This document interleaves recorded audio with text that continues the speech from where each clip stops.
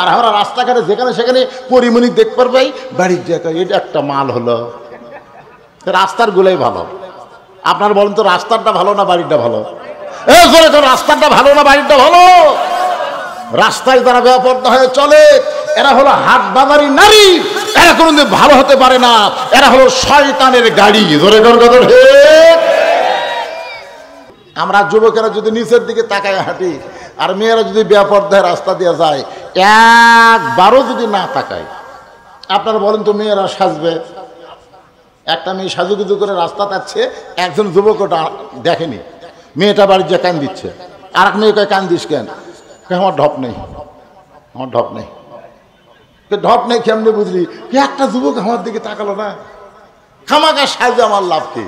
আজকে মেয়েরা যে সাজুগুজু করে রাস্তায় আসে আমাদেরকে দেখানোর জন্যে, আমরা যদি না দেখি ওরা আর সাজবে না, ওরা বাধ্য হয়ে কালো বোরকা পরবে। ধরে কোন কথা ঠিক কথা কন না কেন? কিন্তু আমরা কই এটা কার বউ রে, এটা কার মেয়ে রে, কি সুন্দরী রে। পরের গুলা দেখা যায় বাড়ির যা নিজের বউ ভালো লাগে না। আই রে রাস্তা কি দেখলাম রে, আরে বাড়িতে সেটা কি দেখতেছি রে। আর একটাকে যদি রাস্তার দেখা না যাইতো বাড়ির যা বউকে বেহেশতের হুরের মতন সুন্দর লাগতো। দরকার ঠিক কিনা? আল্লাহ আমাকে একটা বউ দিছে রে, ও মানে কোনোটা কি দেখেনি, খালি নিজেরটা কি দেখে, আর দেখার আকর্ষণ বাড়ে। দরকার কথা ঠিক কিনা? তো এখনকার ইয়ং জেনারেশন, কিশোর থেকে যারা ইয়ং, এদেরকে দেখলে আপনাদের কেমন মনে হয়? এরা বাংলাদেশের মাটি ও মানুষের সন্তান। ওদের দেখলে মনে হয় ওরা ভিন্ন গ্রহ থেকে আমাদের দেশে আমদানি হয়েছে। জোরে কোন কথা ঠিক কিনা? হায় হায়, চাল চলন কথাবার্তা উদ্ভট। এমন একটা জেনারেশন আমরা ভবিষ্যতে পাচ্ছি, না জানি মুসলমানের ভাগ্যে কি আছে। চোর আসা চুরি করে লিয়ে যাক, আপনি পড়েন ইন্নাল্লাহ মা সাবিরিন। চোরের সাথে গন্ডগোল কি হবে রে, নিয়ে যাক রে, বেঁচা থাকলে আবার কর্ম, আবার কষ্ট করে করবো, চোরের সাথে গন্ডগোল করা যাবে না, ওই নিয়ে যাক। আমি দোয়া পড়তেছি ইন্নাল্লাহ মা সাবিরিন, ধৈর্যশীলদের সঙ্গে কি আছে। আজকে চোর ডাকাত বাটপার জালেমরা আমাদের ঈমানকে হরণ করতেছে, আর আমরা ধৈর্যের আয়াত করতেছি। জোরে কোন কথা ঠিক কিনা? একেবারে 620 টাকার গোস্ত এক লাফে শাসক গেছে। গরুর দাম কিন্তু বাড়েনি, গোস্তর দাম বাড়ছে। মানে আমরা চুপ হয়ে গেছি যে আমাদের কথা কই না, কষা ইচ্ছা মতো দাম বাড়াচ্ছে। ধরে কোন কথা ঠিক চুপ। তো গত হাটেই কিনছে 620 করে, এবার জামাই আইছে, বউ বলতেছে 2 কেজি নিয়ে আসো। ও জানে 1240 টাকা হবে, কিন্তু টাকা লেগেছে 1300। 2 কেজি গোস্ত নেওয়ার পরে 1300 টাকা দিছে। কষাই বলতেছে কারে ভাই 1400 আর 100 দাও। আমি 60 টাকা ফেরত পাবো, তুই আমার 60 টাকা না দিয়ে আরো 100 চাস, দাম দে 700। ওই যদি চুপ করে নিয়ে আসতো তাহলে কিন্তু পরের হাটে আবার দাম বাড়তো। ধরে কোন ঠিক কিনা? কিন্তু ওই কি করছে, আস্তে করে গোস্তটা থুইয়া কষার কাছে আসলো দাও, ওই দাওটা খপ করে নিয়ে ওই গোস্ত কাটার হাটে মারছে, লাঠি দিয়ে ফেলে দেওয়ার ঘাড়ের উপর দাও ধরে বলতেছে এখন বল কত করে কেজি, এখন বল কত করে কেজি। কষাই বলতেছে আপনি যা দেবেন তাই, আপনার কাছে কোনো দরদাম নেই। শুধু জবান খোলা বাংলার মুসলমানের বাকি, জবান খুললে বাংলার জমিনে কোনো জালেমদের অস্তিত্ব থাকবে না। ধরে কোন কথা ঠিক কিনা? এমনকি কোরআনের আয়াত শুনলে আল্লাহ আকবার কোয়া লাগে, এইটাও পর্যন্ত আর কবার না। একটু মনোযোগ দিয়ে শুনবেন। 5 ওয়াক্ত নামাজের মধ্যেও মুনাফিক আছে। জোরে কোন কি আছে? আমাদের বাংলাদেশে ইসলামী আন্দোলনের বিরুদ্ধে নামাজি যারা, মুনাফিকের 1 নম্বর তারা। 5 ওয়াক্ত নামাজ পড়ে, কিন্তু আল্লাহর জমিনে কোরআনের আইন চলুক এই চিন্তা চেতনা যাদের কলিজায় নাই, এরা মুসলমানের মধ্যে থাকলেও এরা কিন্তু মুসলমান না। আল্লাহ বলেছেন অমিনান নাসি মা ইয়াকুলু আমান্না বিল্লাহি ওয়া বিল ইয়াউমিল আখিরি ওয়া মা হুম বিমুমিনিন। তারা বলবে আমরা আল্লাহকে বিশ্বাস করি, আখিরাতকে বিশ্বাস করি। আল্লাহ বলেছেন তারা মুমিনই না। তাহলে মুমিন যদি না হয় তারা কি? মুনাফিক। ধরে কোন তারা কি? মুনাফিক। একটু মনোযোগ দিয়ে শুনবেন।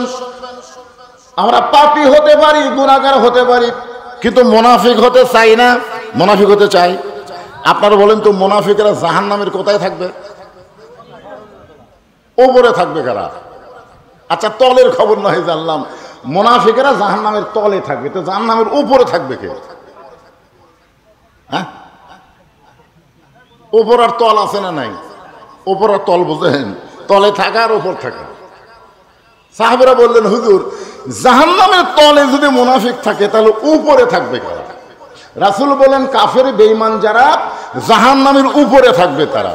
কাফের বেঈমান যে পেশাব পায়খানা করবে, মুনাফিকেরা তলে থাকা ওই পেশাব পায়খানা খাবে। কত বড় জঘন্য কথা! সাহাবেরা বললেন, হুজুর এ বদমাইশ মুনাফিক কারা? আল্লাহ রাসূল বললেন, মুসলমানের মধ্যে এদের আবাদ হবে। আমাদের বাংলাদেশ বর্তমান মুসলমানের দেশ, কি বুঝতেছেন? যে আল্লাহ দয়া করে রহম করে আমাদেরকে মুসলমানের ঘরে মুসলমান হিসেবে কবুল করেছেন, আমরা সে আল্লাহর উপর খুশি না বেজার? তাহলে জবান খুলে আরেকবার বলি আলহামদুলিল্লাহ। আল্লাহর প্রশংসা করার কারণ হলো আল্লাহ আমাদেরকে বিশ্ব নবীর উম্মাত হিসেবে কবুল করেছেন। খুশি না বেজার? বেজার। মরে দেখেন, মরেই দেখেন, হাসরের ময়দানে গিয়ে দেখবেন সমস্ত নবীরা খালি নিজের জন্য ব্যস্ত হয়ে গেছে। বাবা আদম থেকে ঈসা নবী পর্যন্ত সমস্ত নবীরা নিজের কি হবে, আমার কি হবে, আমার কি হবে, আমার কি হবে, নিজকে নিয়ে ব্যস্ত। ইয়া নফসি, ইয়া নফসি, আমার কি হবে, আমার কি হবে। খালি একজনই নবী ভাগ্যগুণী, তিনি হলেন আমাদের নবী। সুবহানাল্লাহ কয় না? সুবহানাল্লাহ কয় না? যিনি বলবেন ইয়া রব্বি হাবলি উম্মতি, আমার উম্মতের কি হবে, আমার উম্মতের কি হবে। আল্লাহ রাসূল বলেছেন, আমার উম্মতেরা যতক্ষণ বাহিরে থাকবে আমি রাসূল ততক্ষণ ভিতরে ঢুকব না। কিসের বাহির? কিসের বাহির? আমার উম্মতেরা যতক্ষণ জান্নাতের বাহিরে থাকবে আমি রাসূল ততক্ষণ ভিতরে ঢুকবো না। আমার সমস্ত উম্মতেরা যখন জান্নাতে ঢুকবে তখন আমি রাসূল জান্নাতে ঢুকতে চাই। এমন দরদি নবী পাওয়া হলো ভাগ্যের ব্যাপার। জোরে কোন কথা ঠিক কি না?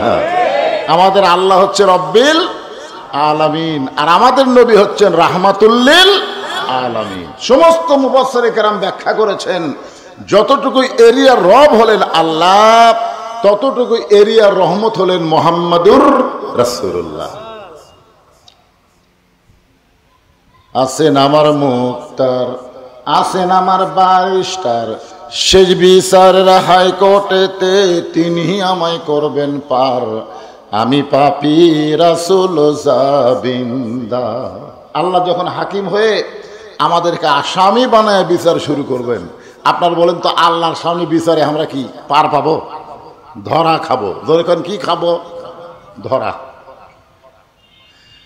আল্লাহ যখন হাকিম হয়ে আমাদের বিচার শুরু করবেন, ওই সময় আমাদের নবী আমাদের ব্যাপারে উকিল হবেন, ব্যারিস্টার হবেন, আমাদেরকে জামিন করে জান্নাতে পৌঁছায়া দিবে।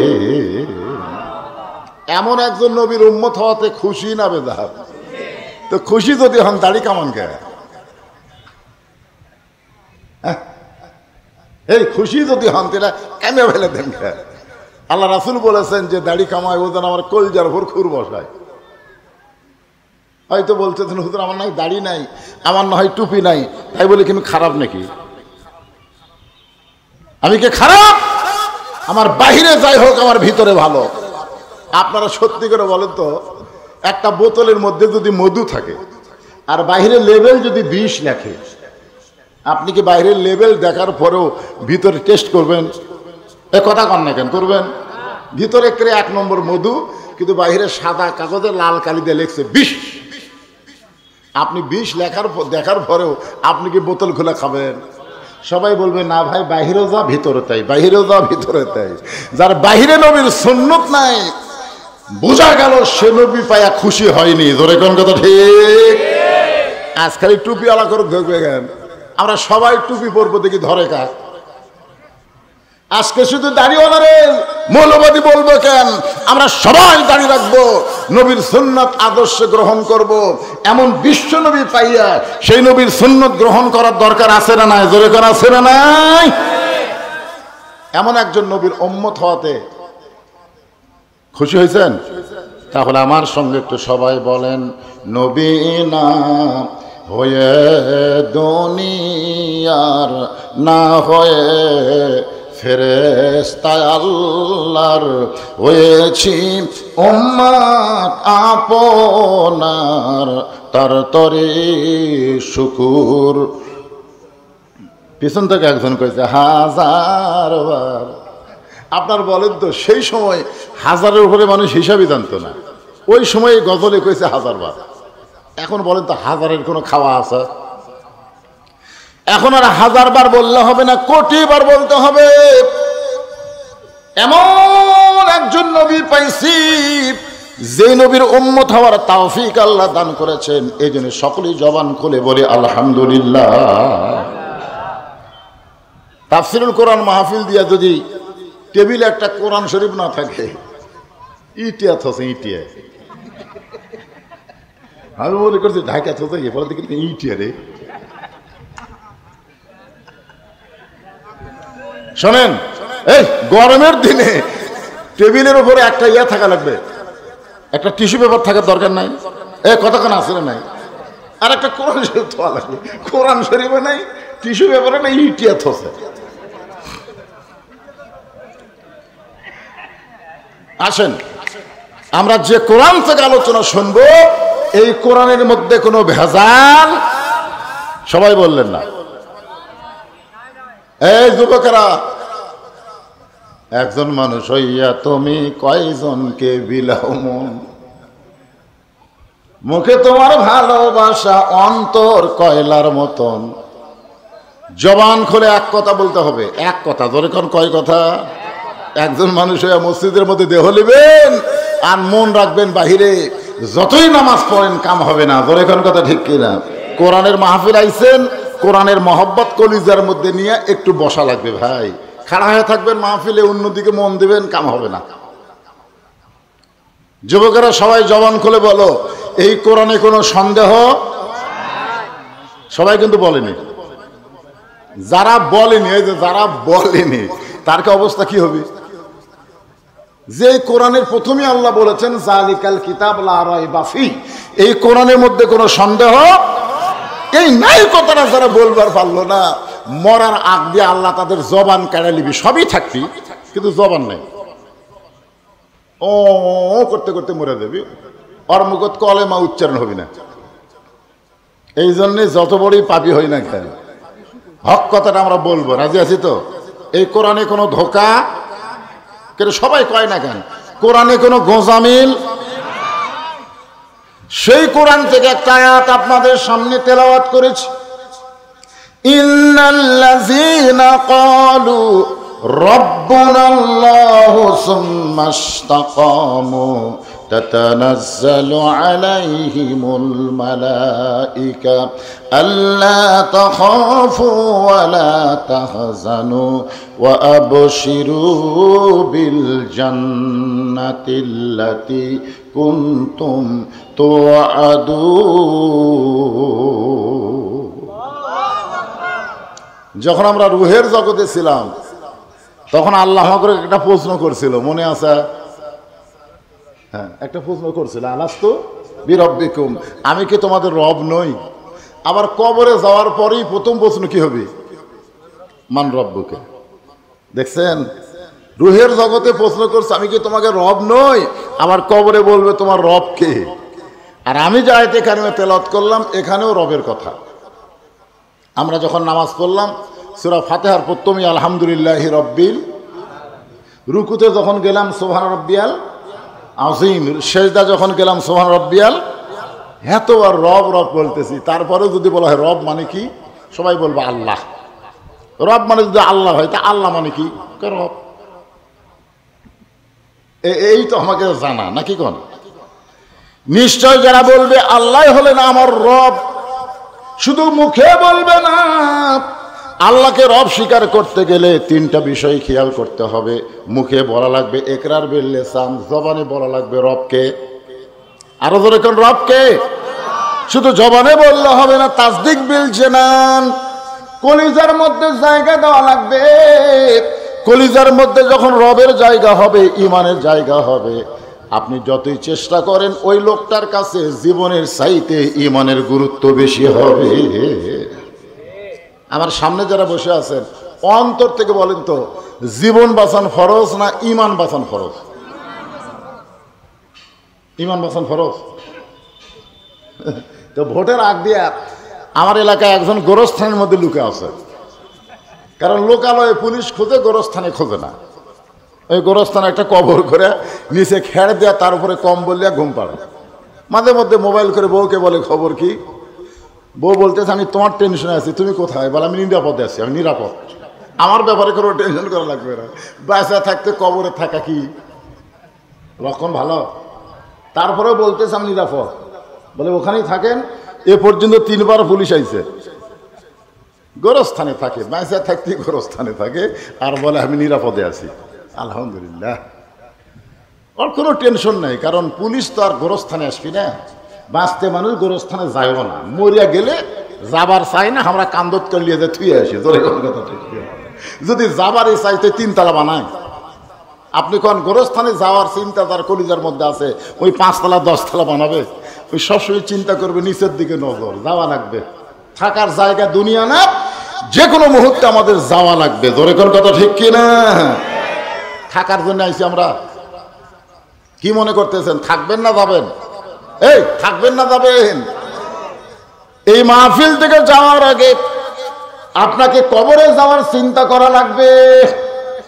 যে কোনো মুহূর্তে আমাদের কবরে যাওয়ার সময় হতে পারে। আর সেই কবরে গেলে প্রথম প্রশ্নই হবে মান রব্বুকা। কবরে যদি প্রথম প্রশ্নের উত্তর দিবার চাই, তাহলে মনোযোগ দিয়া এই আয়াতের তাফসীরটা আমাদের শুনতে হবে। ভাই একটু মনোযোগ দিয়ে শুনবেন।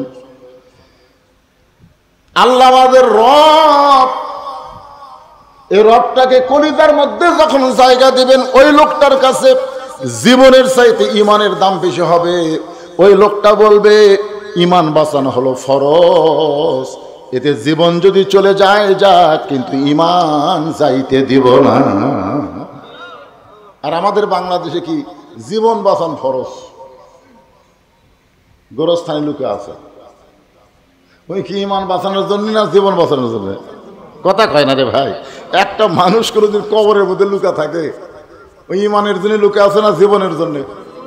তো মনে করেন এখন আল্লাহ আজরাইলকে বলতেছে, বুঝানোর জন্য বলতেছি, যে পুলিশের পোশাক পরে ওর কাছে যাত। পুলিশ তো দিকে কেউ যায় না, তুই একটু পুলিশের পোশাক পরে ওই কবরের কাছে যা। ওই এখন পুলিশের পোশাক পরে ওই কবরে এসে বলতেছে কে রে ভাই? আমি তখন মাথা বের করে বলতেছি তুই খবর কেমনি পালি রে, এই গোপন জায়গার তো। তখন বলে আমি আজরাইল ভাই। তখন কান্দের কয় হারে, বর্তমান বাংলাদেশে পুলিশ ধরার চিন্তায় আজরাইল যে ধরবি এটা মনেই নাই রে। আজকে আমাদের বাংলাদেশে জীবন যারা বাঁচাবার চায় তারা পুলিশ ধরার চিন্তা করে, যেভাবেই হোক বাহিরে থাকা লাগবে, পুলিশের হাতে ধরা দেওয়া যাবে না। আর ইমান যারা রক্ষা করার টেনশন করে, চিন্তা করে, তারা পুলিশের পরোয়া করে না। আজরাইল ধরার আগে মুসলমান হয়ে ধরা দেওয়া লাগবে। ধরে কোন কথা ঠিক কিনা? আপনি কি মনে করছেন? ওয়ালা তামুতুন্না ইল্লা ওয়া আনতুম মুসলিমুন।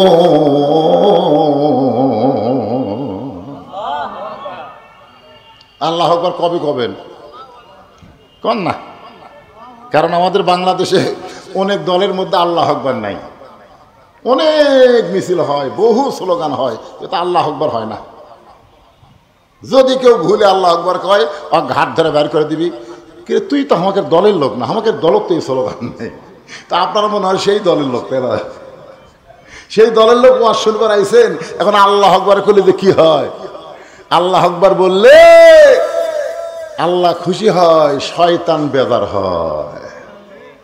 আপনি যদি শয়তানকে তাড়াবার চান, যতই সুবহানাল্লাহ আলহামদুলিল্লাহ পড়েন, শয়তান কিন্তু লড়বি না, আপনার গলা ধরে বসে থাকবি।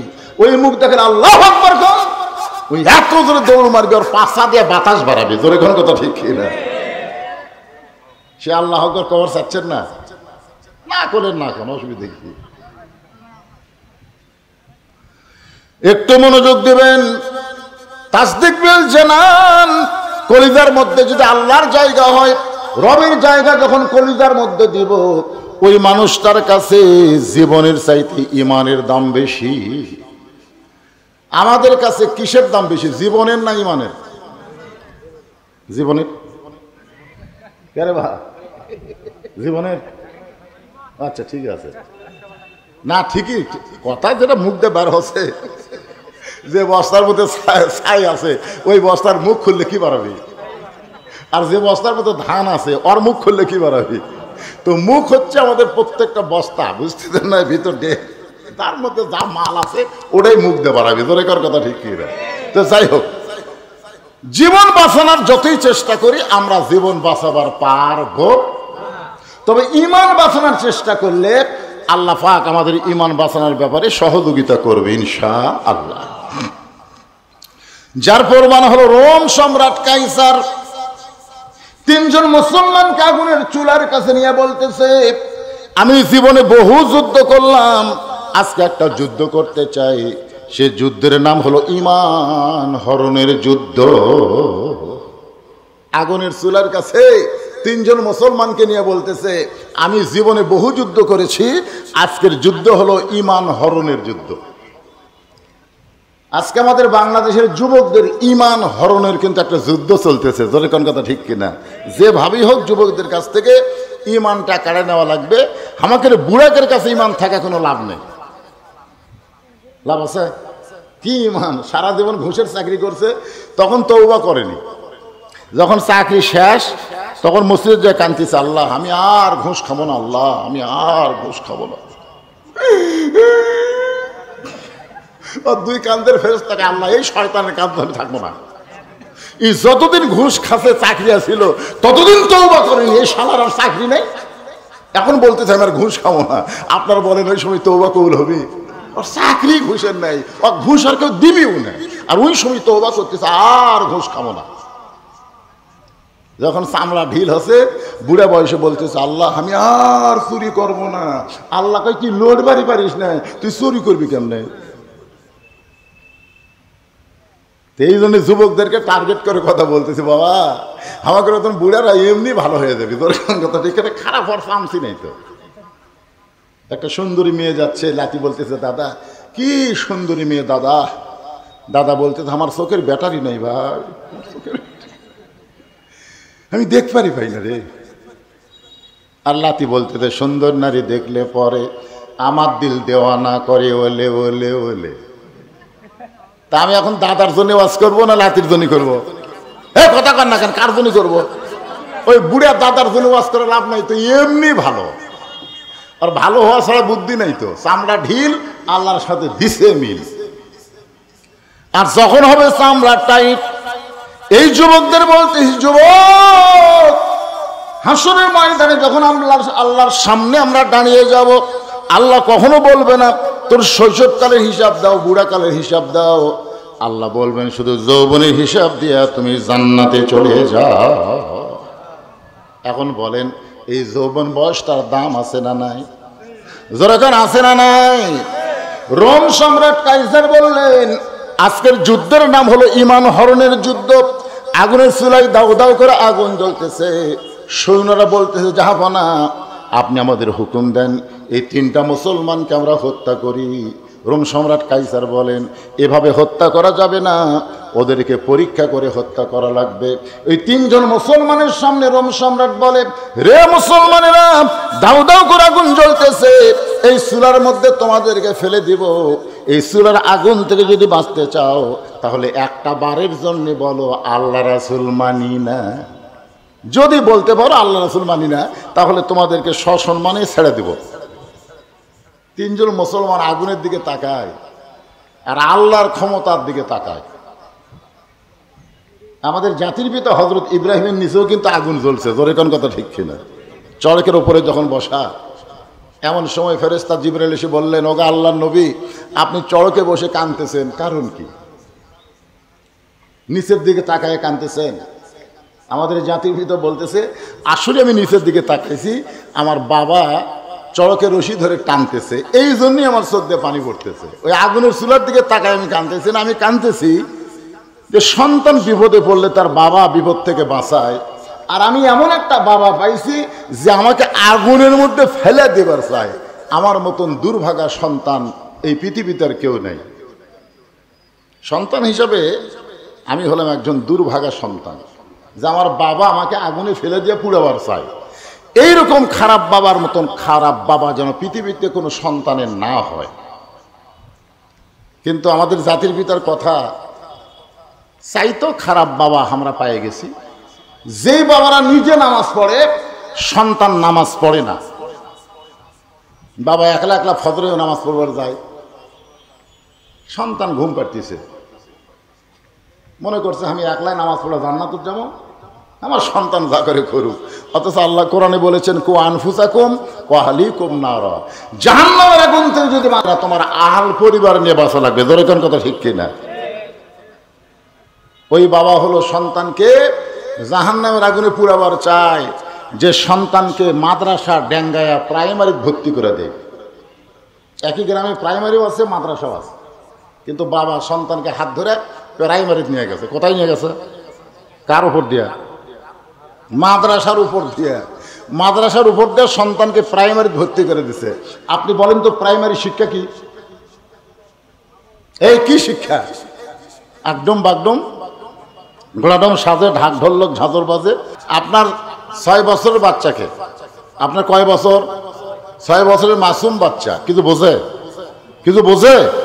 ওই বাচ্চারে আপনি মাদ্রাসা ডেঙ্গায় প্রাইমারি ভর্তি করে দিলেন, আর প্রাইমারি শিক্ষা হলো আইরে আইটিয়ে নায়ে ভরা দিয়ে না লেগালো বোয়াল মাছে চাই না দেখে ভোদন নাচে। আপনারা বলেন ওই প্রাইমারি বাচ্চাকে আমি নিজে দেখছি পেশাব করা, বসে না, ওই খাড়া হয়ে পেশাব করে। আমি কইলাম, বাজান পেশাব কেমনে করা লাগে, তোর স্যার তোকে শিক্ষা দেয়নি, বসে থেকে পেশাব কর।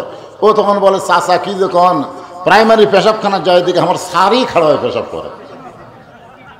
আপনি আপনার মুসলমানের সেই সন্তানকে আপনি একদম বাগডমের মধ্যে দিলেন, অথচ আপনার পাশি জালিকাল কিতাবুল আরাইবাফি কোরআনের মাদ্রাসা আছে না নাই? জোরে করে আছে নাই? তাহলে মাদ্রাসা ডেঙ্গাইয়া সন্তানকে প্রাইমারি দিলেন, তার মানে আপনি নিজে আপনার সন্তানকে জাহান্নামের আগুনের দিকে পা বাড়াইয়া দিলেন। জোরে কোন কথা ঠিক? ইব্রাহিম আলাইহিস সালামের বাবা আগুনের চুলার মধ্যে ফেলে দেবার চাই, ওইটা কিন্তু জাহান্নামের আগুন না, ওইটা হলো নমরুদের জ্বালানো আগুন। আর আপনি বাবা হইয়া আপনার সন্তানকে জাহান্নামের আগুনে দিবার চান। আপনি নামাজের সময় ডাকেন না, কিন্তু ভাত খাওয়ার সময় ডাকেন। এরকম বাপ আছে না নাই? এশার নামাজ পড়বার কাছে একলা একলাই খাওয়ার সময় ছেলেকে ডাকতেছে, বাবু বাবু আসো একসাথে ভাত খাই। ফেরেশতা কয়, আল্লাহ এই নামাজের সময় ডাকে না, খাওয়ার সময় ডাকে, এটা কোন বাপ? এরকম বাপ আছে না নাই? তা আপনারা বলেন, এই বাপের চাইতে ইব্রাহিম নবীর বাপ কিন্তু খুব একটা খারাপ না, খুব একটা খারাপ না। কারণ এই বাপও যা, ওই বাপও তাই। আজকে আপনি বাবা হয়ে আপনার ছেলেরা কি করতেছে আপনার খেয়াল করার দরকার আছে না নাই? আপনার 21 বছর 22 বছরের ছেলে ছেলে আছে না আইডিয়া হচ্ছে? আপনি একটু নজর করে দেখেন তো, ওই মানুষ আছে না জানোয়ার আছে? জানোয়ার না মানুষ? আপনি একটু দেখেন। কি কন? বাবা হিসাবে দেখবেন না? আমি দেখবো, আমি দেখবো। আপনার 17 বছর একটা সুন্দরী মেয়ে, ওই ফাতেমা হচ্ছে না পরিমণি হচ্ছে, এটা বাবা হিসাবে আপনার দেখা দরকার। আপনি মুসলমান, আপনার মেয়েকে পরিমণি বানান যাবে না, আপনার মেয়েকে ফাতেমার চরিত্র শিক্ষা দেওয়া লাগবে। ধরে কথা ঠিক? আজকে হাইল পরে কিলকিল করে ঘুরতেছে, আর আপনি হজ করে আইলেন, না টাটকা হাজি রে, টাটকা হাজি। সামনে কাতরে নামাজ পড়ে, আর মেয়ে কি করে ওদিকে খেয়াল নেই। আল্লাহ রাসূল বলেছেন, ফাতেমা নবীর মেয়ে হবে, তুমি জান্নাতে যাবে, এটা কখনোই মনে করবা না। তোমার বাবা বিশ্ব নবী, এ কারণে আল্লাহ তোমাকে জান্নাত দিবে, এটা কখনোই মনে কইরো না। ও ফাতেমা, জান্নাতে যদি যাবার চাও তাহলে জান্নাতের আমল করে জান্নাতে যেতে হবে। ফাতেমা বলে, বাবা জান্নাতের আমল কি করা লাগবে? আল্লাহ রাসূল বললেন, মা বেশি আমল করা লাগবে না, মাত্র 4টা আমল করা লাগবে। 1 নম্বর আমল হলো 5 ওয়াক্ত নামাজ আদায় করবা, 2 নম্বর রমজান মাসে রোজা রাখবা, 3 নম্বর স্বামীর কথা মতো চলবা, 4 নম্বর সতীত্বের হেফাজত পর্দা করবা। এই 4টি আমল যদি করতে পারো ফাতেমা, আমি নবী তোমার বাবা হওয়া লাগবে না, আল্লাহ খুশি হয়ে তোমাকে 8টা জান্নাতের দরজা খুলে দিবে। ফাতেমা বললেন, বাবা এই 4টি আমলের মধ্যে কোন আমলটা মেয়েদের জন্য সবচাইতে গুরুত্বপূর্ণ? রাসূল বললেন, ফাতেমা সব আমলই গুরুত্বপূর্ণ। নামাজের গুরুত্ব আছে, রোজার গুরুত্ব আছে, স্বামীর কথা মতো চলার গুরুত্ব আছে, কিন্তু মেয়েরা পর্দার গুরুত্ব হলো সবচাইতে বেশি।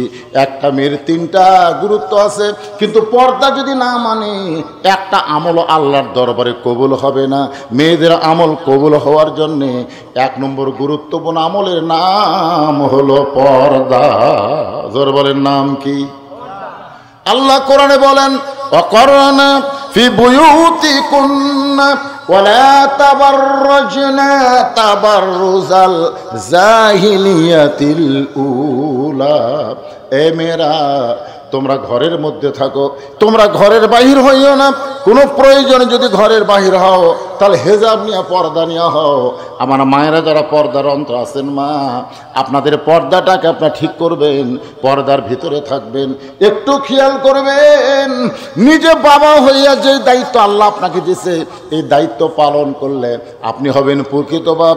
আর ইব্রাহিম আলাইহিস সালাম কাঁদতেছে আগুনের চুলায়, জিবরাইল বলতেছে, ও আল্লাহর নবী আপনি যদি চান, আপনি যদি চান, যদি চান, আল্লাহ আমাকে 600 পাকা দিছে। কয়শো? তাহলে একটা পাকার বাতাস দেব, আগুনের চুলা সাগরের চুলে দেব। আমাদের জাতির পিতা বলে, জিবরাইল জিবরাইল তুমি কি আমাকে পরীক্ষা করতেছ? ফেরেশতা, জিবরাইল পরীক্ষা কেমনে? বলে, তুমি যে বলতেছ আপনি যদি চান। ও জিবরাইল আমি তোমার কাছে চাবো কেন? কারণ যারা প্রকৃত ইমানদার, আল্লাহকে যারা রব বলে স্বীকার করে, তারা জাত্তার কাছে চাবি নাকি? আমাদের বাংলাদেশে এরকম নাই। আমার দয়াল বাবার দরবারেতে কেউ ফিরে না। আপনারা বলেন তো, দয়ার বাবার দরবারে কেউ ফিরে না খালি হাতে? ওই তৌহিদ না শিরক? এ জোরে তাওহীদ না শিরক? আল্লাহর ধন নবীরে দিয়া, আল্লাহ আছে গায়েব হইয়া, নবীর ধন খাজানিয়া শুয়ে আছে আজমিরে, কেউ ফিরে না খালি হাতে, খাজারে তোর দরবারেতে। কি আমি নমরুদের আগুনের চুলার দিকে একবারও তাকাইনি, আমি তাকাই আছি আমার বাপের দিকে, আর আমার ইমান আছে কার দিকে? আরো জোরে বলেন। আল্লাহ যদি বলে আগুন ইব্রাহিমরে পুড়াস না, ওই যতই আগুন জ্বালাক কোনো লাভ হবে না। আল্লাহ তাআলা আমার ভিতরের ইমানটা দেখবে। আপনারা বলেন তো, আমাদের জাতির বিয়ে থেকে আগুনে পুড়িছে? পুড়িছে? আল্লাহ কোরআনে বলেছেন, কুল্লা ইয়া নারু কুনি বারদাও ওয়া সালামান আলা ইব্রাহিম। রোম সম্রাট কাইসার বলে, রে মুসলমানেরা, যদি তোমরা আগুন থেকে বাঁচতে চাও তাহলে একটা বারের জন্য বলা আল্লাহ রাসূল মানি না। এখন তোমরা কি করবা? জীবন বাঁচাবা না ইমান বাঁচাবা?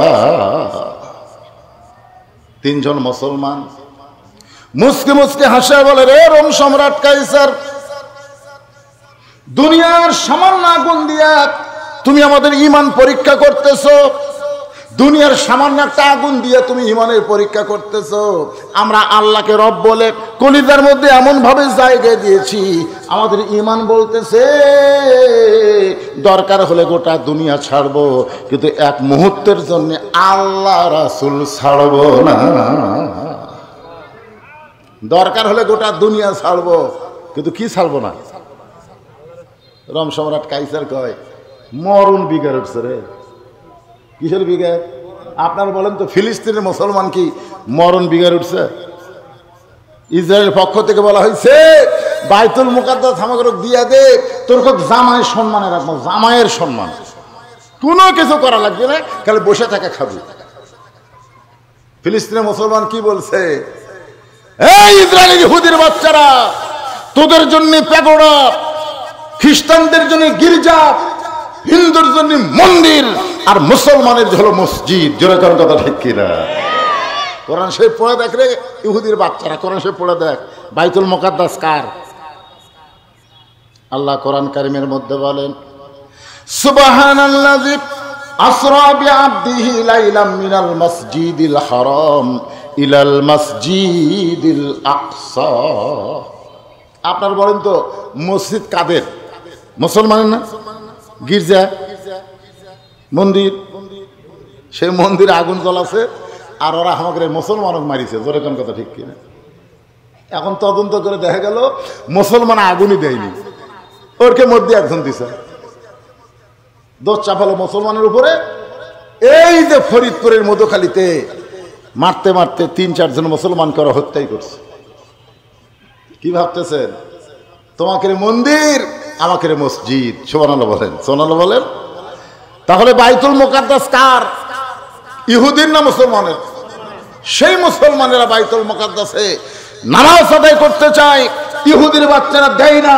মুসলমান বলে জীবন দেব, কিন্তু আল্লাহর ঘর তোদেরকে দিব না। জয়গান ঠিক?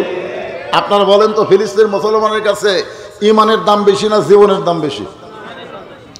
যখন মুসলমান ইমানের দাম বেশি দেয়, ওই মুসলমানের কাছে জীবন তখন সাধারণ কোনো বিষয় হয়ে যায়। কারণ মুসলমান বিশ্বাস করে ইমানের বলে বলিয়ান হইয়া কেউ যদি জীবন দেয় এ কিন্তু আসলে মরে না, ও চির জীবন পেয়ে যায়।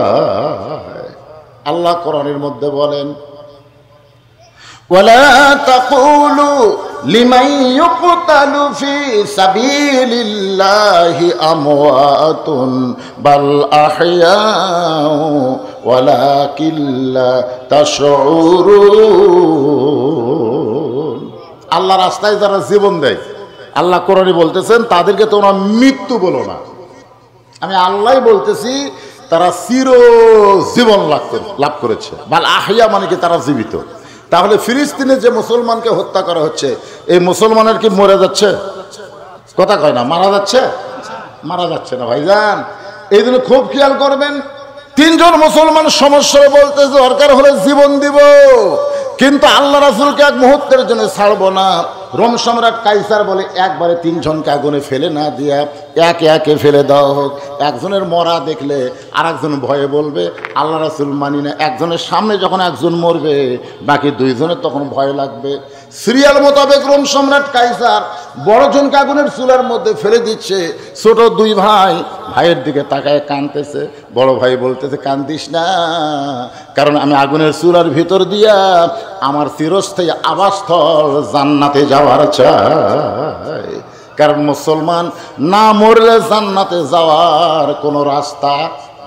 আসলে আমরা সবসময় আল্লাহর কাছে ফরিয়াদ করি, আল্লাহুম্মা ইন্না নাসআলুকাল জান্নাতা নাউযু বিকা মিনান নার। আল্লাহ তোমার কাছে আমরা জান্নাত চাই। আপনারা কি আসলে জান্নাত চান? কথা কয় না, আপনারা কি জান্নাত চান? কারা কারা চান? আল্লাহকে একটু হাত দেখেন তো দেখি। লিল্লাহি তাকবীর। হাত নামান। এখন যদি আল্লাহ বলে যারা বাগবাড়ির মাহফিলে 2 হাত তুলে জান্নাতে যাওয়ার চাইলে আমি তোমাদের সবাইকে জান্নাত দিলাম, যাও, তখন আপনারা কেমনে যাবেন? কি রে, চিটাগাংয়ের দিকে যাবো না, ঢাকার দিকে যাবো না, রাজশাহীর দিকে, কোন দিকে গেলে জান্নাত পাওয়া যাবে? আল্লাহ বলে অত দিকে যাওয়া লাগবে না, খালি ইমানের সাথে মরিয়া দেখো। ইন্নাল্লাযীনা ক্বালু রাব্বুনাল্লাহু সুম্মা ইসতাকাম। ইমানের প্রতি অটল থেকে এই দুনিয়া থেকে যখন বিদায় নেওয়ার পথে যাবে, আল্লাহ তাখাফ তোমাদের কোনো ভয় নাই, ওয়ালা তাহজান তোমাদের কোনো চিন্তা নাই, ওয়া আবশিরু বিল জান্নাহ মরার সঙ্গে সঙ্গে তোমরা 8টা জান্নাতের দরজা খোলা পাবে। ধরে কোন সুবহানাল্লাহ। তাহলে জান্নাতে গেলে কি করা লাগবে? মরা লাগবে ভাইজান। না মরা জান্নাতে যাওয়া যাবে? এ কথা কোন যাওয়া যাবে? তো জান্নাতে যাইতে গেলে কি চাই? আপনারা সকলে জবান খুলে বলবেন মরতে চাই। বলতে পারবেন না? যারা বলবেন না মনে করবেন ওরা মরবি না, ওরা জান্নাতও পাবি না। আসলে মরবি, কিন্তু ইমানের সাথে মরণ হবে না। এই জন্য আমরা সকলে জবান খুলে একটা চান্স নেই। জান্নাতে যাইতে গেলে কি চাই? এতগুলো মরদ মানুষ বাড়ে। আমাকে এলাকার 3 মেয়ে মানুষ ঝগড়া করলে হাফ কিলো দুধ থেকে শোনা যায়, হাই রে মেয়ে মানুষের গলা যায়। আরে এতগুলো মরদ, এমন একটা জায়গার মানুষ আপনারা যে জায়গায় একটা প্রেসিডেন্টের জন্ম, ধরে কোন কথা ঠিক, কি নাম রে, বাগবাড়ি, শহীদ প্রেসিডেন্ট জিয়াউর রহমান। আর সে এলাকার মানুষেরা ম্যান করতেছেন, কার ভয়ে, কার ভয়ে। গলা খাঁকড়ে দেন তো দেখি। জান্নাতে যাইতে গেলে কি চাই? একেবারে ইমানের সাথে বলবেন, ইমানের সাথে বলবেন, মরতে চাই। জান্নাতে যাইতে গেলে কি চাই? ফেরেশতারা বলে আল্লাহ জীবনে বহু মাহফিলে গেলাম, মরতে চাই মরতে চাই, মিছিল শুনলাম না, কিন্তু বাগবাড়ির পাগলারা মরবার চায়। আল্লাহ বলে ওরা মরবার চায় মানে মরার মাধ্যমেই এরা জান্নাত চায়। মরা লাগবে ভাইজান, কিন্তু সেই মরাটা সাধারণ মৃত্যু যেন না হয়। দুইজন তাকায় দেখতেছে, বড় ভাই আগুনের চুলার মধ্যে ফেলে দিচ্ছে, ওর মুখে মুস্কি মুস্কি হাসি, কারণ জানে ওটা মৃত্যুর আগুন না, ওইটা জান্নাতে বরণ করার দরজা। ফেলে দিচ্ছে আগুনের মধ্যে, তাও মুস্কি মুস্কি হাসতেছে। আসামি বলতে, উকিল বলতেছে, ভাই রাষ্ট্রপতির কাছে একটা দরখাস্ত রাখেন, রাষ্ট্রপতি দয়া করে যদি মাফ করে তাহলে আপনার আর কোনো টেনশন নাই। আসামি খালি মুচকি মুচকি হাসে। উকিল বলে হাসেন কেন? বলে হাসার কারণ হল তোমার কথা শুনে। তুমি যে বলতেছো রাষ্ট্রপতির কাছে দরখাস্ত লাগেন, রাষ্ট্রপতি মাফ করে দিলে আপনার আর মৃত্যু হবে না, ফাঁসি হবে না। উকিল বলতেছে আমি তো সত্য কথাই কইছি, আবার হাসির কি? তা এখন আসামি বলতেছে, ভাইরে আমি আমার জীবনে 3টা রাষ্ট্রপতিকে ক্ষমতার থাকা অবস্থায় মরা দেখছি। একটা হলো বঙ্গবন্ধু শেখ মুজিবুর রহমান, একটা জিয়াউর রহমান, একটা জিল্লুর রহমান। যারা নিজেরাই মরা যায় তাদের কাছে বাঁচার দরখাস্ত কোনো ইমানদার লিখবে না। ধরে কথা লিখবে না। উকিল বলে এই গোয়ার্তনির কারণে আপনার ফাঁসি হবে। আসামি মুচকে মুচকে হাসে। উকিল বলে হাসেন কেন? বলে আমার ফাঁসি হবে কিন্তু আমার মৃত্যু হবে না। উকিল কয় পাগলা নাকি রে, ফাঁসি হবি মরণ হবি না তার মানে? বলে তোমাদের কাছে ফাঁসি আর আমার কাছে জান্নাত পাওয়ার হাসি। ধরে ইমানের বলে বলিয়ান যারা হয় তারা মৃত্যুবরণ করে জান্নাত দিয়া। ধরে কোন কি দিয়া? এই দুনিয়া ছাড়ার সময় তারা আফসোস করে না, বরং দুনিয়া থাকাটাই তাদের জন্য বিপদ হয়ে যায়। একটু মনোযোগ দিয়ে শুনবেন। বড় ভাই আগুনের চুলার মধ্যে হাসতে হাসতে যখন চলে গেল, রোম সম্রাট মাতার চুলের মধ্যে হাত দিয়ে বলতেছে আজকের যুদ্ধে মনে হয় আমি পরাজয় বরণ করব। 3 জনের মধ্যে একজন চলে গেল, আরো 2 জন বাকি আছে। এই সৈন্যরা 2য় জনকে আগুনের চুলার মধ্যে ফেলে দাও। 2য় জনকে আগুনের চুলার মধ্যে যখন ফেলে দেয়, এবার ছোট ভাই তাকায় দেখে 2য় ভাই হাসতে হাসতে দুনিয়া থেকে বিদায় নেয়। আপনারা বলেন তো, নিজের চোখে হাসতে হাসতে যদি যাওয়া দেখে, তার যাওয়াটা কোনো সময় কি কষ্ট মনে হয়? 2 জন চলে গেল, ইও তো যাবি। আসলে কোথায় যাচ্ছে? মরতেছে না জান্নাতে যাচ্ছে? জোরে বলেন। ইমান আমরা মরার পরে কোথায় যাব? হ্যাঁ, এই ইমানটা নিয়ে আসেন। মরার পরে কবরে যাব না। আমাদের দেহের কবর হতে পারে, কিন্তু আমাদের ইমানের কোনো কবর হবে না। জোরে কোন কথা ঠিক? রোম সম্রাট কাইসার আফসোস করে বলতেছে 3 জন মুসলমানের ইমান হরণের পরীক্ষায় আমি ফেল করলাম, আমার বিজয় হলো না। 2 জন চলে গেছে, ও তো আগুনের চুলার দিকে যাওয়ার চায়, এখন আমি কি করব? রোম সম্রাট কাইসারের দরবারে একজন পাদ্রী ছিল। পাদ্রী হলো খ্রিস্টান ধর্ম প্রচার করে। পাদ্রী বলতে যা হবে না, আপনি যদি এই যুদ্ধে বিজয় লাভ করতে চান তাহলে এই আগুন দিয়ে হবে না, এর চাইতে মারাত্মক আগুন লাগবে। রোম সম্রাট কাইসার চমকে উঠে বলতেছে এই আগুনের চাইতে আর মারাত্মক আগুন কি? পাদ্রী বলতেছে আছে আছে, একটা যুবকের জন্য এই আগুনের চাইতে মারাত্মক আগুন আছে। আমাদের বাংলাদেশের যুবকের জন্য মারাত্মক আগুন আছে না নাই? আমরা ছোটবেলায় শুনছি, একটা মেয়ে মানুষ গান গাইতেছে, রূপে আমার আগুন জ্বলে, যৌবন ভরা অঙ্গে প্রেমের সুধা পান করেছে, হায়রে আমার দেওয়ানা। চুলার আগুন থেকেও মারাত্মক আগুন হলো বাংলাদেশের পরিমণি। ধরে কোন কথা ঠিক কিনা? যুবকেরা বুঝতেছে মালটা কি। মাহিয়া মাহি ভোটর টানা ছিল, বুঝলেন? ওই পোস্টাল মারিছে, এক যুবক দেখে চুমা খাচ্ছে। চুমা খাচ্ছে। আর একটা পোস্টাল নিচের দিকে ছিল, এক কুত্তা দেয় পেশাব করতেছে। কুত্তা দেয় কি করতেছে, আর এক যুবক যা চুমা খাচ্ছে। সবই ফেসবুকে দেখা যায়। তা আপনারা বলেন, চুলার আগুনের চাইতে একটা বেপরদা নারী একটা যুবকের ঈমান হরণের জন্য যথেষ্ট। ধরে কোন কথা ঠিক কথা কন না কেন?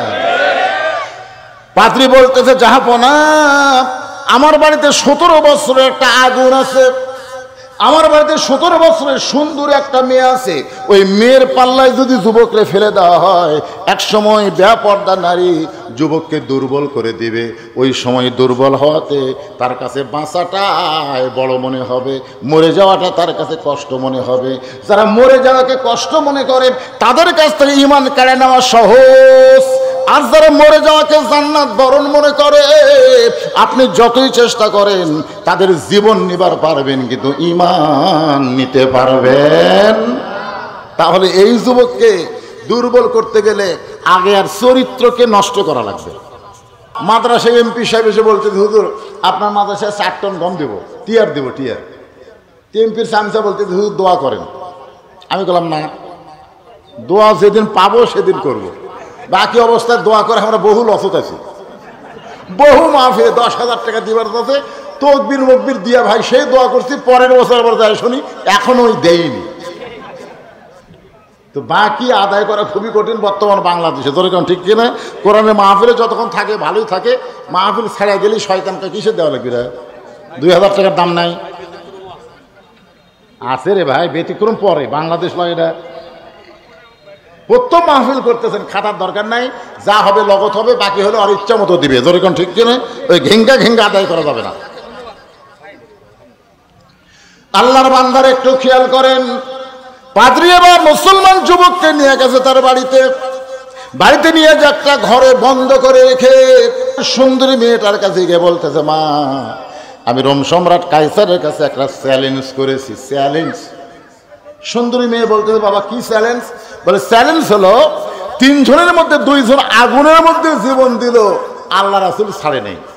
এও যাওয়ার জন্য লাফালাফি করতেছে, কিন্তু আমার রোম সম্রাট মাথার চুলের মধ্যে হাত দিয়া বলতেছে, আজকের যুদ্ধে আমি পরাজয় হয়ে গেলাম।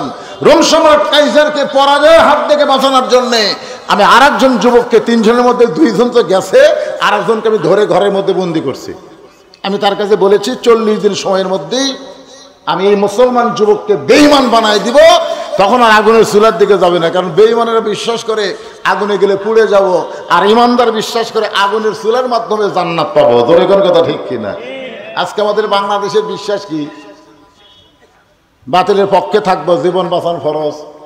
বাতিলের বিপক্ষে যে জেলত যাবো কেন? দরকার নাই, জেল খাটবো না, অন্যায়ের সাথে আপোষ করে বাঁচা থাকবো। আল্লাহকে বাঁচা থাক, মরার পরে তোর জাহান্নাম। ধরে কোন কথা ঠিক কিনা? কুল জাল হাক্ক ও জাহাকাল বাতিল ইন্নাল বাতিলা কানা জাহুকা। একটু মনোযোগ দেন। পাদ্রী বলতেছে, মা 40 দিনের সময় নিয়েছি, এই 40 দিনের মধ্যে তুই যুবকটারে বেঈমান বানায় দিবি। মেয়েটা বলতেছে, বাবা কেমনে দিব? বলে, তো রূপে গুণে ওই ছেলেটাকে তুই অচরিত্র খারাপ চরিত্রের বানাইয়া দিবি। পাদ্রী মেয়ে বলতেছে, একজন যুবককে খারাপ বানাইতে গেলে 40 দিনের দরকার নাই, 1 দিনই যথেষ্ট। কয়দিন? পাদ্রী বলতেছে, মা এটা দুনিয়ার অন্য কোনো ধর্মের যুবক হলে হতো, কিন্তু ইসলাম ধর্মের যুবক, এজন্য সময় দিছি 40 দিন। প্রথম দিনে মেয়েটা আইছে যুবকের ঘরে, আয়সা থেকে যুবক নিচের দিকে মাথা করে বসে আছে। মেয়েটা যুবকের সামনে লাফালাফি করতেছে, নাচানাচি করতেছে। যুবক একবারও তাকায় না, কারণ মুসলমান যুবকের জন্য আল্লাহর কোরআন বলতেছে, কুল্লিল মুমিনিনা ইয়াগুদ্দু মিন আবসারিহিম। রে মুমিন যুবক, তুমি যখন চলবে তোমার নজর থাকবে নিচের দিকে। বেপরদা হয়ে কেউ যদি তোমার সামনে পড়ে তুমি দেখতে পাবা না, কারণ তোমার নজর অন্য দিকে না, তোমার নজর হলো নিচের দিকে। কোন দিকে? আমার মা বোনেরা যারা পর্দায় আছেন, নিজের সৌন্দর্যকে ঢেকে রাখবেন। স্বামীর জন্য, অন্য কোনো পুরুষের জন্য সাজা চলবে না। অন্য কোনো পুরুষের জন্য সাজা যাবে না। মেয়েরা কেবলমাত্র কয়জনের জন্যে? একজন। জোরে কোন কয়জন? 9 বছরের মেয়ে ফাতেমা হাতের মধ্যে চুরি দিয়া মুচকি মুচকি হাসতেছে। এই দৃশ্য দেখার পরে নবী আর ঘরে ঢোকে নাই। নবী বারান্দায়। ফাতেমা চিন্তা করে, বাবা ঘরের মধ্যে ঢুকে আমাকে মা বলে আদর করে, আজকে সেই বাবা ঘরে ঢুকলো না। বারান্দায় গিয়ে দেখে নবী কাঁদতেছে। ফাতেমা বলে, বাবা কি দুঃখ আপনার মনে, কান্দেন কেন? আল্লাহ রাসূল বলে, ফাতেমা যে দুনিয়াতে সাজবে আল্লাহ তার আখিরাতের সাজ কমায় দিবে। বলা মাত্রই ফাতেমা হাতের চুরি খুলে মাটি ঠেলে দিচ্ছে। নবী দৌড়ে গিয়ে চুরি দুইটা কুড়ে পকেটের মধ্যে ঢুকাইছে। ফাতেমা বলতেছে, বাবা যেই চুরি হাতে দেওয়ার কারণে আপনি ঘরে ঢুকলেন না, আর সেই চুরি ফেলে দিলাম, আপনি কুড়ে পকেটে ঢুকালেন। আল্লাহ রাসূল বলে, ফাতেমা এই চুরিটা আমি যত্ন করে রাখবো। একদিন তোর নাকে নাকফুল পরায় দেব, একদিন তোর কানে কানে দুল পরায় দেব, একদিন তোর গলাত মালা পরায় দেব। ফাতেমা বলে, বাবা কবে? আল্লাহ রাসূল বললেন, যেদিন তোমার বিবাহ হবে। মেয়েরা কেবলমাত্র এক ব্যক্তির জন্য সাজতে পারবে, সেই ব্যক্তি হলো তার স্বামী। স্বামী ছাড়া অন্য কোনো পুরুষের জন্য মেয়েরা সাজতে পারবে। আর হামাকের গুলা কার জন্যে? এই কি সাজা গুজা সে ঘুরতেছে, যুবকটা নিচের দিকে তাকায় আছে। মেয়ে দেখলো কাম হলো না, চলে গেল। পরের দিন আবার চলে আসছে যুবকের ঘরে। মেয়ে চিন্তা করতেছে, আজকে আমি যুবককে গান দিয়া ঘায়েল করব। গান দিয়া, জোরে কান কি দিয়া? কতগুলো গান আছে, গান আসার পরে আমাদের যুবকগুলো নষ্ট হয়ে যায় গানের কারণে। এখন পাত্রীর মেয়ে গান শুরু করেছে, সঙ্গে সঙ্গে যুবক সবচাইতে দামি গান, আল্লাহর গুণগান, আল্লাহর কোরআন তেলাওয়াত শুরু করেছে। মোকাবেলা করার দরকার আছে না নাই? মেয়েটা গান গায়, যুবকটা কোরআন শরীফ পড়ে। তুমি যতই গান গাও, গান তোমাকে একসময় বিরক্ত লাগবে। এই যে এখন যে গান চলতেছে, একজন মানুষ হয়ে তুমি কয়েকজনকে বিলাও মন, এই গান কিন্তু মাস দেড় পরে আর থাকবে না। ঠিক কিনা বলে? এর আগে একটা গান আইছিল, কি গান? ওই যে কি একটা গান আলো না, যাই হোক, সেই গানটা আর এখন কেউ কয় না। তারপরে কিছু তার আগে একটা আইছিল বাদাম বাদাম, তোর গান ঠিক কিনা? কাঁচা বাদাম। হ্যাঁ, আর কারণ মুখত আছে। এখন যদি কেউ কাঁচা বাদামের গান করে, ভূমি হচ্ছে রে, বন্ধ বন্ধ।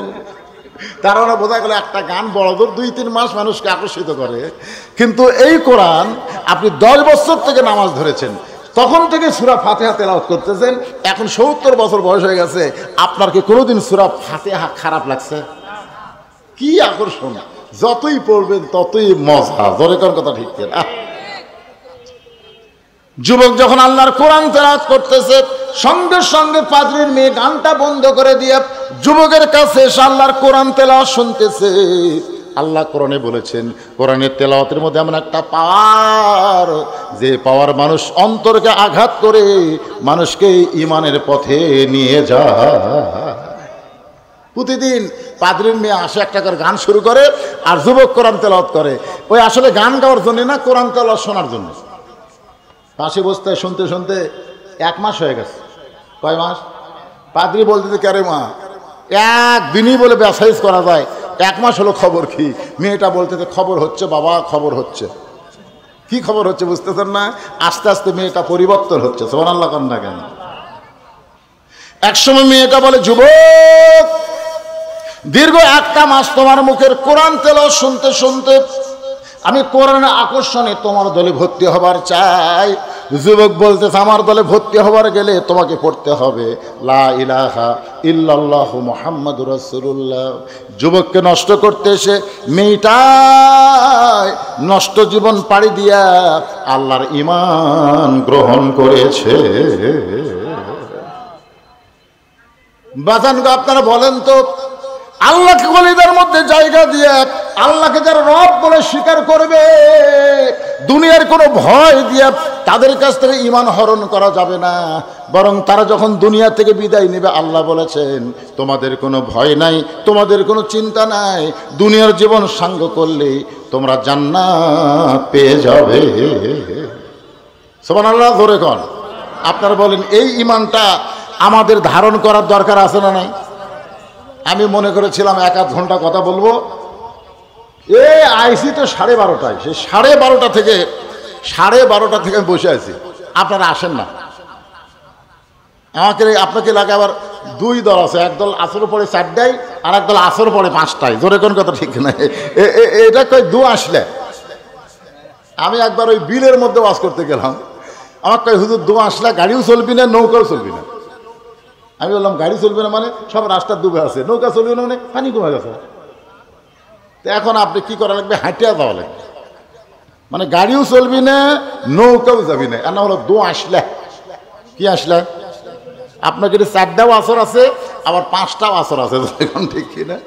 এক আসলে হলে ভালো, 4টাই, সব 4টাই, তাহলে কিন্তু টেনশন নাই। কিন্তু একদল 5টা, একদল 4টে, এই এলাকাটা অবশ্যই এরকম আছে। আমাকে বলছিল হুজুর কি গোলাম আজম কাদিয়ানি সম্পর্কে কিছু বলবেন। গোলাম আজম কাদিয়ানি কি শুনবেন? এই গোলাম আহম্মদ কাদিয়ানি, এই গোলাম আহম্মদ কাদিয়ানি আমাদের নবীকে শেষ নবী স্বীকার করে না। আর দলের যারা তারাও স্বীকার করে না। অথচ আল্লাহ কোরআনে বলেছেন, মা কানা মুহাম্মাদুন আবা আহাদিম মির রিজালিকুম ওয়ালাকিন রাসূলুল্লাহি ওয়া খাতামান নাবিয়্যিন। আমাদের নবী হলেন শেষ নবী, শেষ রাসূল। এরপরে কেউ যদি নবী বলে স্বীকার করে তাহলে বুঝতে হবে তারা কাফের। আমাদের নবীকে যারা শেষ নবী মানে না, এরা কি? যারা মুখ বন্ধ করে আছেন, কথা বলতেছে না, মরবেন রে, নবী কিন্তু আপনাকে সুপারিশ করে জান্নাতে নিয়ে যাবে, সেই নবী ব্যাপারে কি মুখ বন্ধ করে থাকবেন? আমাদের নবীর পরে কেউ যদি নবী বলে স্বীকার করে, এরা হলো কাদিয়ানীরা। আরো জোরে, কাদিয়ানী আস্তানা বাংলার জমিনে চলবে না। জোরে কোন কথা ঠিক কিনা? আমি সরকারকে বলবো, কাদিয়ানীরা হিন্দু, বৌদ্ধ, খ্রিস্টানদের পরিচয়ে, অন্য কোনো ধর্মের পরিচয়ে তারা বাংলাদেশে থাকতে পারে, কিন্তু মুসলমান পরিচয়ে বাংলাদেশ কাদিয়ানী চলবে না। জোরে কোন কথা ঠিক কিনা? সর্বসম্মত কর্মে আজকের মাহফিলের রায় দেওয়া হলো কাদিয়ানীরা কাফের। এ রায় আমার না, এ রায় হলো আল্লাহর কোরআনে।